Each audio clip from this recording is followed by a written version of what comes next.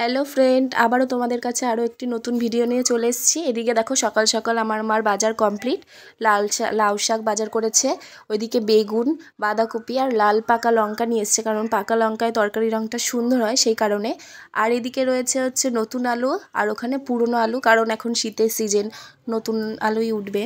আর এদিকে মা কিছুটা ছেলের জন্য মাছ নিয়ে এসছে, ল্যাঠা মাছ। ছেলের জন্য বললে ভুল হবে, সবার জন্যই এনেছে জ্যান্ত মাছ। জ্যান্ত মাছের ঝোল করে দেবে, আর ওটা ছেলেও খেতে পারবে, সবাই খেতে পারবে। আর এদিকে নিয়ে এসছে মাছের তেল, লাল শাক, আর ওইদিকে আমার মা ভাত বসিয়ে দিয়েছে উনুনে। দুপুরের রান্নাটা আমাদের উনুনেই হয়। আর মা নিয়ে এসছে কিছুটা টমেটো টক করার জন্য। ওইদিকে একটা টমেটো আমার ছেলে ফাটিয়ে ফেলেছে।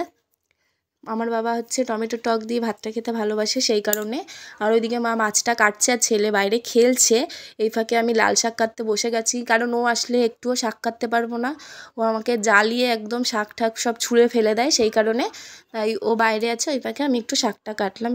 এমনি মাই করে বাদবাকি কাজ। আর এখানে শাক কাটা কমপ্লিট, আর আমাদের রান্নাও আজকে কমপ্লিট। এদিকে হয়েছে ভাত আর লাল শাক, টমেটোর টক, আর এদিকে আছে বেগুন দিয়ে হচ্ছে মাছের তেল, আর আছে হচ্ছে ল্যাঠা মাছের ঝোল, যেটা মা করেছে হচ্ছে কাঁচকলা আর আলু দিয়ে পাতলা ঝোল। আজকের মতো এতটাই, কালকে আবার দেখা হবে, টাটা বাই বাই।